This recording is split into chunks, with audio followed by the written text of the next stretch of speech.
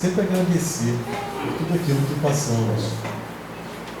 Momentos bons, momentos difíceis, momentos de realizações, momentos também de alguns objetivos que não foram alcançados. Mas chegamos aqui, 2020, que é uma bênção. E uma bênção maior por estarmos numa casa de oração, numa casa de Deus. Então nós temos sempre que agradecer a Deus, nosso Pai Todo-Poderoso, a Jesus por essa oportunidade de nos proporcionar um ambiente de luz como esse e como tantos outros que existem neste mundo lá fora. A página é do livro Mais Luz, psicografado por Francisco Cândido Xavier pelo Espírito Batuíra, e diz: a quem mais tem? E ele diz: meus filhos, Deus nos inspire sempre. Estudemos o ensinamento de Jesus: a quem mais tem, mais se dará.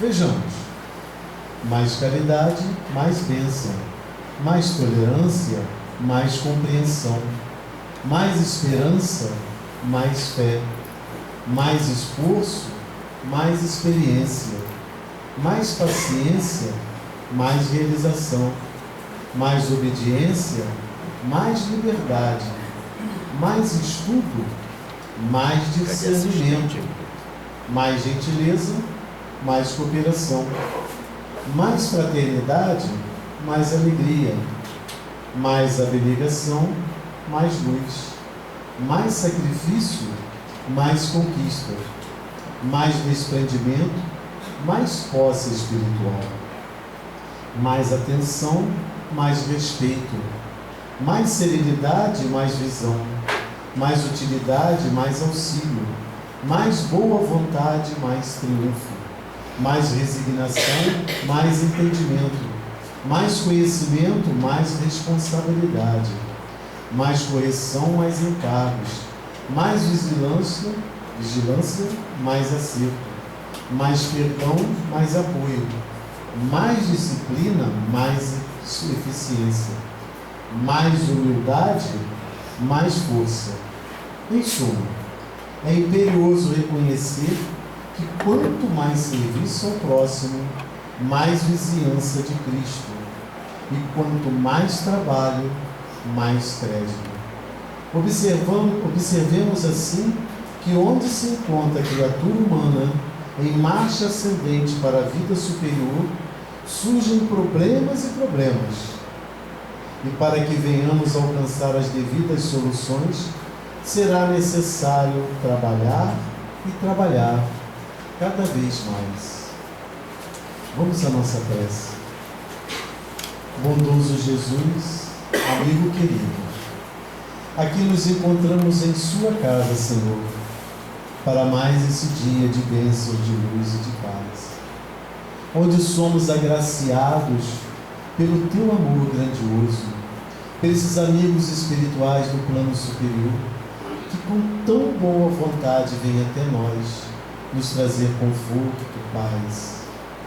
Que nesse momento, Senhor, onde a nossa irmã Lúcia Moisés fará o estudo da manhã de hoje, trará mais conhecimento para nós, e assim podermos compreender as nossas responsabilidades como espíritos encarnados. Por tudo isso, Senhor, nós lhe agradecemos e rogamos que fique conosco, nos amparando e nos abençoando, hoje e sempre. Que assim seja, graças a Deus. Com a palavra, nossa irmã Lúcia Moisés. Vai ficar sentadinha, porque ela está com o joelhinho um pouco dolorido, se for necessário.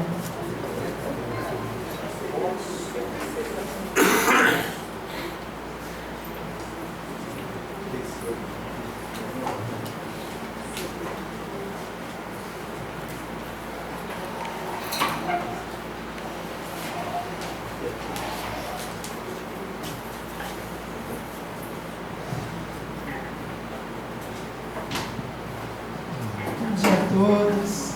Esse nosso primeiro sábado seja o primeiro de muitos nesse ano que a gente vem nessa casa para receber todo o amparo do alto, essa casa na qual a gente chega de uma forma, às vezes triste, às vezes oprimido, e sai aliviado, porque é uma casa de bênção, é uma casa de luz. O tema que nós vamos tratar hoje vem do livro Ressurreição e Vida. É uma psicografia de Dona Ivone do Amaral Pereira, essa médium fantástica que nós conhecemos, autora de Memórias do Suicida, de tantos outros livros. E esse é um livro passado na Rússia. Todos eles são contos passados na Rússia, porque ele é ditado pelo espírito Leon Tolstói. É magnífico. E nós escolhemos, porque normalmente o Hélio nos dá os temas, mas eu disse, Hélio, por que a gente não faz o Paralítico de Kiev? Porque são todos muito bonitos os contos, mas esse é de uma grandeza que toca muito a nossa alma. Como o nosso tempo é curtinho, eu vou tentar dar uma pincelada bem geral para tirar a essência daquilo que é realmente importante.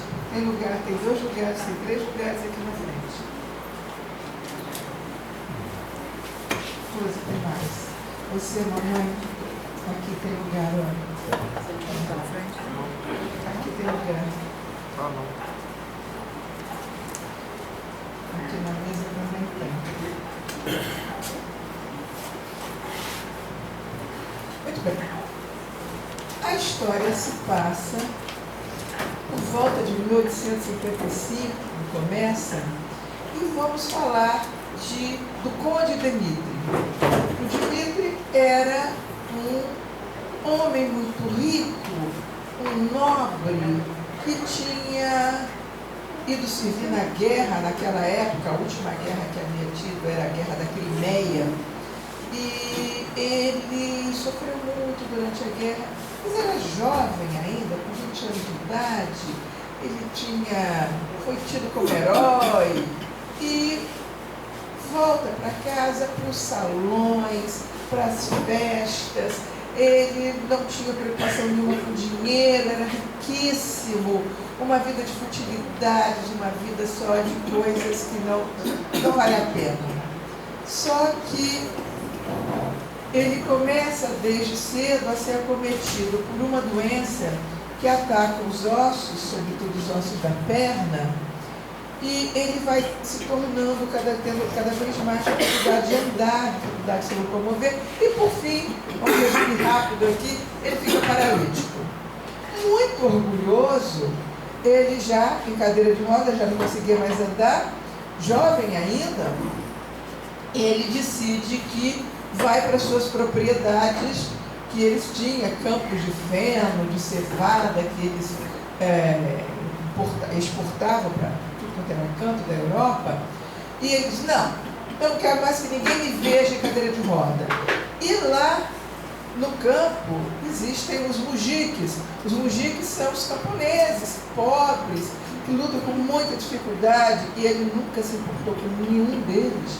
E ele diz, bom, eu vou para lá, porque se os mujiques me virem nesse estado, eles não são bem gente. Para mim pouco me importa ser visto pelos mujiques. E vai. E lá pelas tantas, e vai ficando nesse lugar, e vem o inverno rigorosíssimo, e ele é servido em casa por uma espécie de mordomo, Nicolai, e ele tem um intendente, alguém que toma conta ali das suas terras, e na casa dele tem uma moça, que à época devia estar aí por volta dos seus 30 anos, e que o servia. Ela era filha do intendente. O nome dela era Melânia. E ele jamais olhava para Melânia como não olhava para ninguém. Até que um determinado dia, o intendente vem e diz para ele, olha, está tendo um problema lá com o escoamento da nossa produção, vamos para a gente, mandou para a Suécia, eles não aceitam, não sei o quê. Ele, então, diria assim, ele tem uma atitude de revolta, de ódio, ele começa a criticar, ele só falta bater no rapaz, e mostra-se um ódio, uma coisa absurda. Só que nesse dia, o intendente tinha um sobrinho, e aí ele diz para Melânia, o primozinho da Melânia, ele tinha tanta vontade de entrar numa casa, ele tem 10 anos, eu tinha tanta vontade de entrar num palácio, eu tinha tanta vontade de entrar numa casa bonita, e vai e entra. Quando o homem está dando essa brigalhada toda, brigando, ofendendo, aí o garotinho se esconde, mas o homem vê, o que é isso? O que está acontecendo? Desculpa, é meu priminho. Aí ele vai e diz, mas você mora com quem? Ele disse, não, na verdade, na minha casa nós somos 10 e eu tenho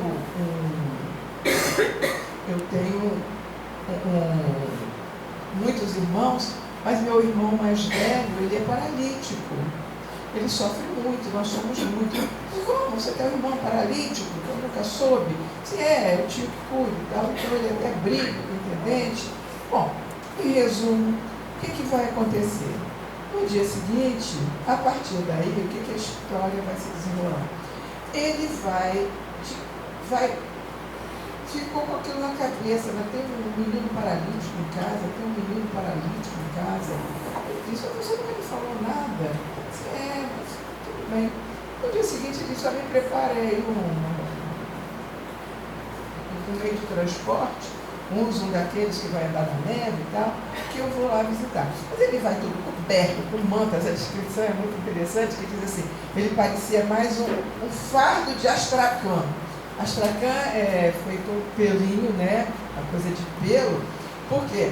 Bota a touca, bota a manta, bota nas pernas, bota em tudo quanto é lugar, para não sentir frio. E o cocheiro e as outras pessoas, ele não está nem preocupado com ninguém, lá vai ele.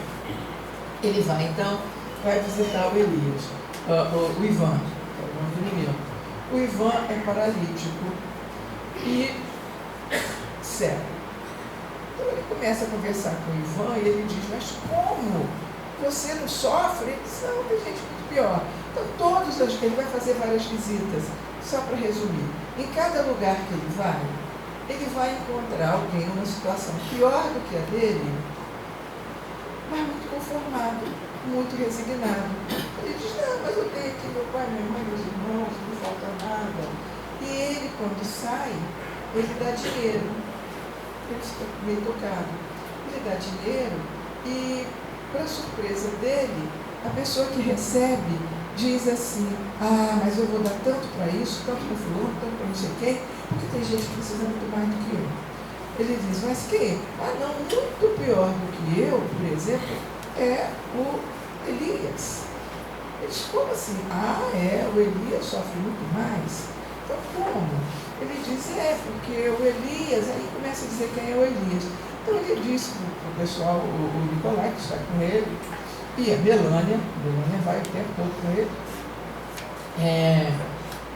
Ele nem olha para ela, não, mas vai indo com ele. E aí diz assim, vamos lá na casa do Elias. Quando eu chego na casa do Elias, o Elias é paralítico, cego e surdo. Então, surdo-mudo. Então ele diz, meu Deus, mas como é que pode? Você está aqui nas minhas terras, a casa cai nos pedaços. E ele diz, não, Deus está comigo. As pessoas vêm, as pessoas me dão as coisas. E, de novo, muito resignado, quando ele dá o dinheiro, da mesma forma que o anterior, ele diz, não, esse dinheiro eu vou dar para ver, porque tem gente que me ajuda. Depois ele diz, mas muito pior do que eu é o Tito. Mas o que é esse Tito? Aí já volta para casa, no dia seguinte ele vai visitar o Tito. O Tito, ele vai encontrar então uma senhora, que é a mãe dele, e diz, esse desgraçado, não fala, não anda, não enxerga, esse desgraçado ainda por cima é ruim da cabeça. Eu quero fazer o que fez a mulher do Kozlovski. triste. O que foi que fez a mulher do Carvalho? Se matou, porque ele é tão infeliz que eu também quero me suicidar, porque eu não tenho ninguém para cuidar desse cara e ele só me atormenta. Isso é uma coisa horrorosa. Ele também dá o dinheiro e fica muito preocupado com aquilo. Aí parte para a casa do Cosmópolis. Quando ele chega na casa do Cosmópolis, é um barraco, chama esbar, né? É uma cabanazinha caindo aos pedaços, e ele é recebido por um anão. Quando ele chega, ele é muito bem recebido por esse anão. E o Cal, chama-se Cal, ele pergunta ao seu, não, é melhor o senhor não entrar. O que o senhor quer? Não, eu sou o dono das terras. Não, mas o senhor é o dono das terras. Eu nunca vi, nunca imaginei. O que o senhor quer? Ele diz, eu quero ver o Cosmópolis. Não, o senhor não pode entrar. Aí diz, são as palavras do livro, então a gente não usa essa palavra, mas o livro dele é um leproso, todo deformado e cego, porque ele já foi contaminado. Não, mas eu quero entrar, quero falar com ele. Bom, esse é o fruto da história. Por quê? Quando ele chega na casa desse seu, todo mundo lá nos domínios dele, né? Foram empregados dele. E ele vai percebendo que essas pessoas estão nesses estados. Um já estava há 10 anos, o outro estava há 20 anos, e esse, o Cosmópolis já está assim há mais de 20 anos, nessa situação. E ele, absurdamente consolado, resignado, ele diz, mas é o quê? O que é isso? Ele diz, não, isso que eu estou passando é desígnio de Deus, eu só tenho que agradecer. Como assim? Você aí, você não tem mais não. Ele, para comer, o Cal deixava a comida dele no prato, ele metia a cara no prato para conseguir comer. E vivia da caridade alheia de pessoas que deixavam a comida lá longe para ele. Ele disse, não me falta nada.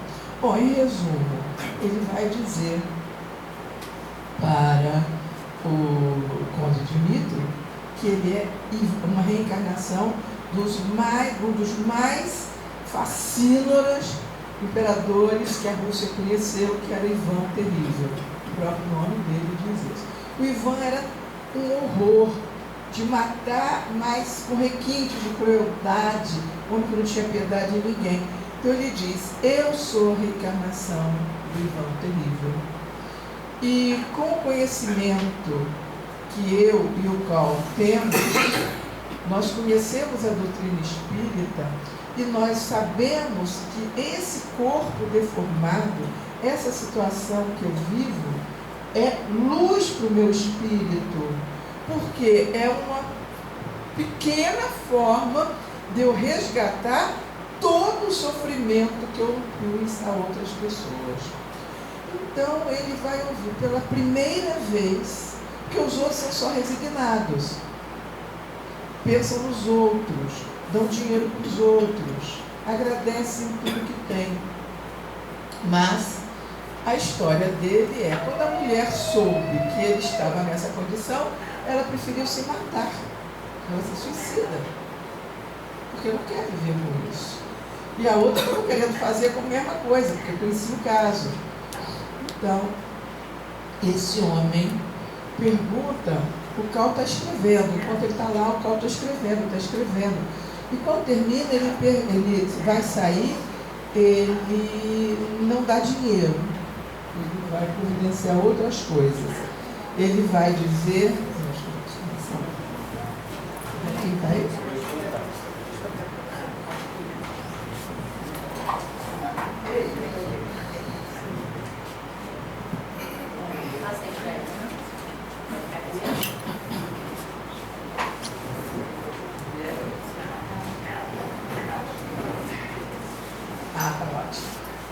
E aí, então, ele recebe das mãos de Cal uma lista. Quando ele olha a lista, o que tinha na lista? Todas as obras de Kardec, as obras dos que vieram junto ou um pouco depois, e aí ele vai conhecer revistas que falavam de espiritismo, ele vai conhecer Leon Denis, ele vai conhecer Gabriel Delany, ele vai conhecer Alexander Aksakov. E volta para casa, dessa vez já conversando com a Melânia. Ele que nunca tinha visto, ele diz para si, ele diz: meu Deus, essa moça me serviu a vida inteira, eu nunca vi, eu nunca olhei para ela. E aí, quando ele vai contar para Melânia os planos dele, já na volta ele quer contar que ele quer ir à Rússia, ele quer ir para São Petersburgo, para conhecer um grande espírita. Ele pensa assim: eu não vou nem contar para ela, porque a mulher não sabe dessas coisas, né? Acho que eu não vou contar, não. Aí ele disse: eu vou a São Petersburgo, eu queria que você fosse comigo, porque eu estou interessado nessas coisas. Aí ela disse assim: lá tem o Aksakov. Como assim? Você conhece? Claro, porque eu conheço a doutrina espírita, eu tenho lido, eu conheço. E, bom, em resumo da história, a Melânia vai ser assim, quase que uma mentora agora, estudando junto com ele. Tem esse lado romântico, que ele se apaixona por ela e vai pedir em casamento, ela aceita. E a coisa interessante nessa história, eu até ficar em pé para poder contar, é que o Tolstói diz assim: apesar deles serem já um casal que já não estava mais na idade de romances, eles ainda poderiam aproveitar alguma coisa da vida. Ele tinha pouco mais do que 40 e ela um pouquinho mais do que 30, né? Naquela época se casava com 16. Então uma solteirona velha, mas ainda tinha algum caminho pela frente. A gente vê como é que o mundo mudou. E aí o que interessa dessa nossa história, né? Ele vai realmente procurar o Aksakov e lá ele começa a ouvir. Para quem não sabe, nós temos alguns autores clássicos que seguiram a Kardec, uns contemporâneos como o Denis, o Delany um pouquinho depois. A gente vai encontrar Lombroso, vai encontrar Bolzano, e na Rússia o Aksakov fazendo experiências. E ele então é convidado, gente, a participar de reunião de materialização. Ele fica uma temporada lá até chegar de novo a primavera e fica assim encantado com que ele começa a ler e aprender de doutrina espírita, querendo mesmo se mudar, se transformar. Por quê? O que ele percebe? Que enquanto ele era tão revoltado, tão orgulhoso, quando ele diz: eu não quero ser visto pela sociedade, né? Eu quero ir para a roça, eu vou para o interior, porque lá só vai ter mujique. Mujique não é gente, me incomodo de ver os mujiques. E aí ele diz: meu Deus do céu, eu dono dessas terras, eu vou querer reformar isso tudo. E aí começa a dar ordem, né? Para reformar a casa de um, a casa de outro. Ele diz: eu quero uma pessoa, 2 pessoas para tomar conta daquele pobre infeliz que a mãe está querendo se matar por causa dele. E, na verdade, vão dar um emprego para ela, vão dar uma outra condição. Ele vai ajudando todo mundo. E aí, então, bonita história. Aí, está ele na casa, na reunião do Aksakov, quando quem é que se materializa? Fosforescente, luminosa, a própria mãe dele. O Aksakov não conhece, diz: quem será? E ele diz: é minha mãe, é minha mãe. Aí lágrimas, em lágrimas, em lágrimas, ele chora o tempo todo. É tão bonito que eu vou ler. É um pouquinho longo, mas vale a pena, porque nenhuma palavra minha traduziria o que o Tolstói mostra aqui para vocês. Fosforescente e imprimindo detalhes na sua configuração materializada para melhor identificar seu filho, a entidade deu alguns passos, deslizando pela sala. Deteve-se alguns segundos à frente de Dmitri, perpassando a mão por seu rosto banhado em lágrimas. Voltou em seguida ao gabinete penumbroso, onde se encontrava a médium, e lançou-lhe essa advertência através do mesmo instrumento. Enfim, ele vai falar com a médium. E aí chega para o filho e diz: por que choras? querido Nietzsche, meu filho, quando contemplo em derredor de ti motivos de júbilo, com o ensejo propício que te é concedido para engrandecimento do teu caráter e elevação da tua alma por amor a Deus. Por que choras? Venho a ti através de um passo muito natural da vida do Espírito para dizer-te que a partir deste momento será preferível que te habitues a ver na enfermidade que execras, a alma ainda inferior e tão necessitada de se adornar de virtudes, porque justamente é a descendência da luz. Se em vez de inválido de uma cadeira de rodas, continuasses a te absorver nas alegrias do mundo, ou declinar para os canais do erro, integrando-te a toda sorte de vícios e paixões, que seria da sua alma imortal? Entre as alegrias e os gozos mundanos, tu, homem da sociedade brilhante, quando procurarias pensar nos enfermos em condições infinitamente mais angustiosas do que a tua? E, portanto, quando te decidirias à observação das leis irremissíveis do amor a Deus e ao próximo, única a proteger em verdade os destinos das criaturas antes e depois da morte? Se entre risos, flores e satisfações pessoais fechasse os olhos carnais para despertar na vida imortal do Espírito, sem jamais ter se aproximado das verdades eternas por qualquer meio, desprovida a tua individualidade das qualidades recomendáveis para o bem-estar do além-túmulo, qual seria aqui a tua posição ao abandonares a vida terrena? Nem é bom pensar. A realidade grave da situação se abateria sobre ti para te envergonhar e humilhar em face da consciência, como diante dos teus irmãos invisíveis. Chorarias sobre o tempo perdido, sobre a consequência do bem que deixaste de realizar a benefício de ti mesmo, e te convencerias de que, nos braços das alegrias mundanas, jamais o homem atenderá à necessidade de procurar Deus em si mesmo, iluminando-se no cumprimento dos próprios deveres.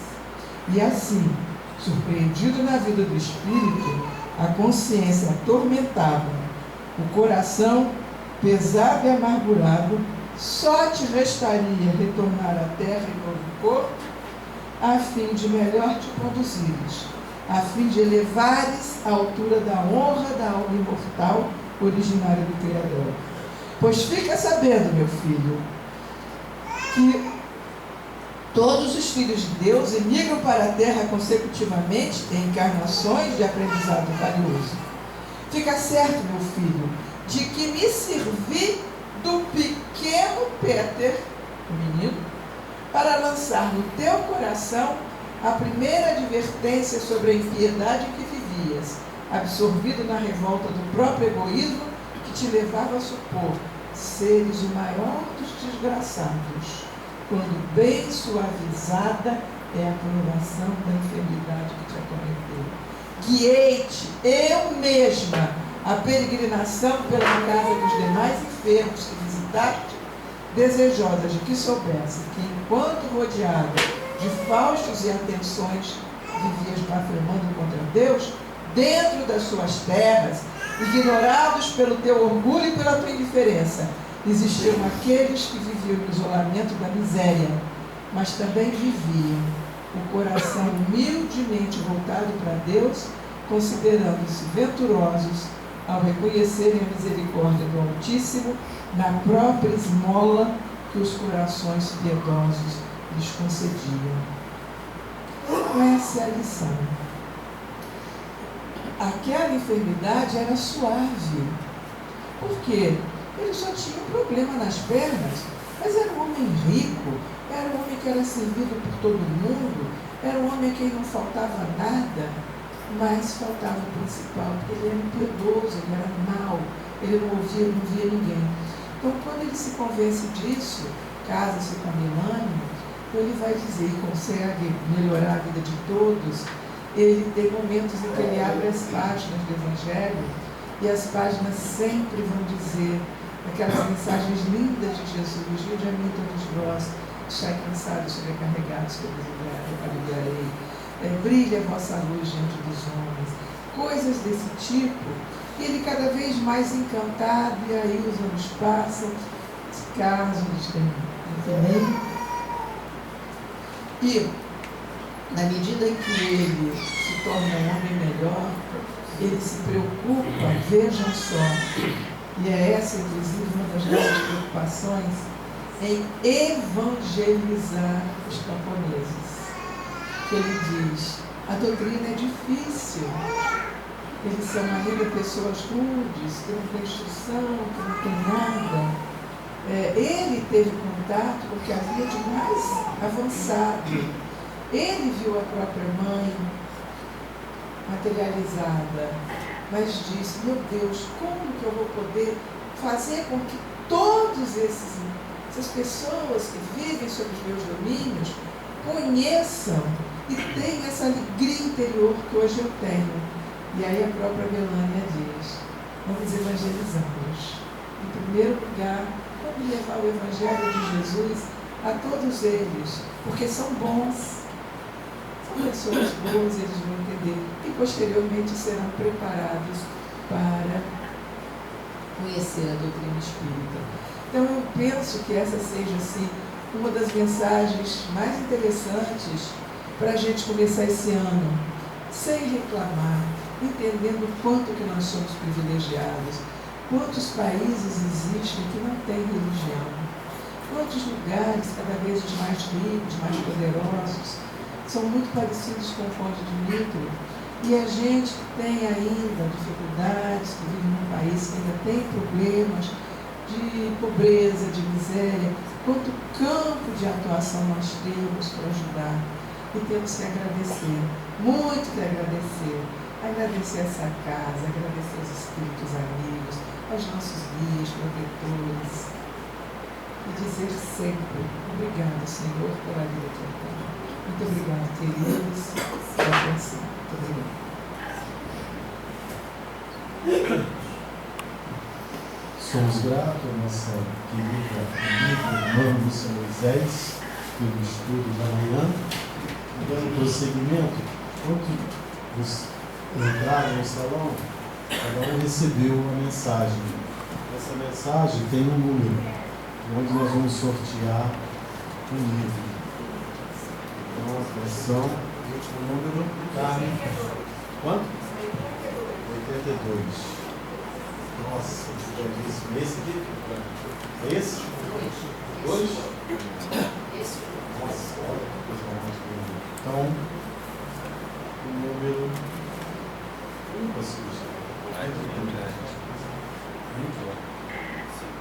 Número 5. Número 5. Olha. Jesus, o divino amigo. Meu Deus, olha que coisa maravilha. Parabéns, filho. Mais um número.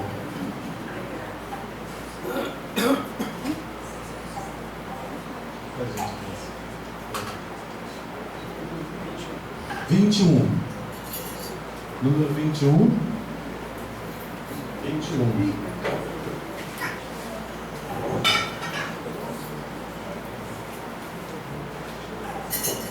Bênçãos de paz. Pelo Espírito Emmanuel, psicografado por Francisco Cândido Xavier. Parabéns.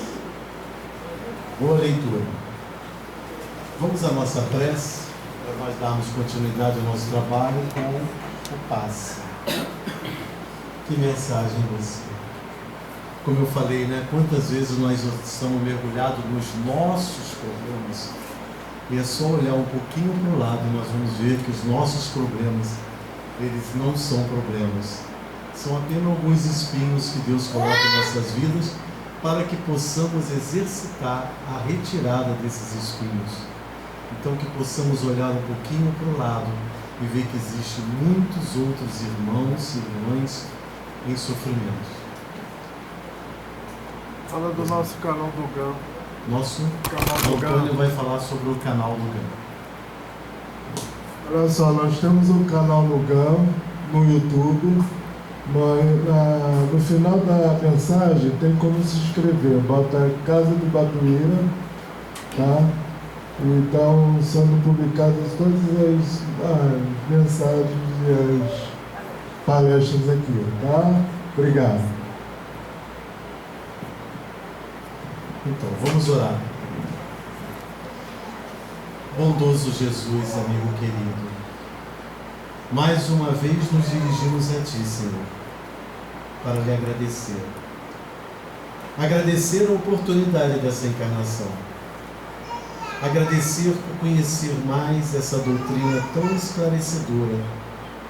Essa doutrina que nos traz as nossas responsabilidades, que traz para nós o conhecimento, que traz para nós o acalento das nossas dificuldades.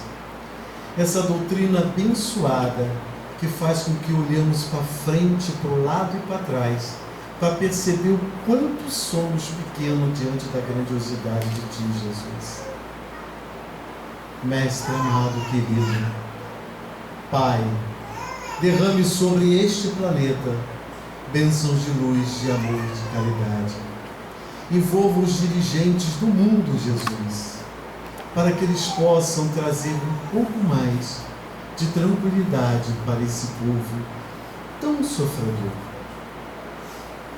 Mãe Santíssima, Maria de Nazaré, nossa Mãe querida e amada, que a Senhora se faça sempre presente em nossas vidas.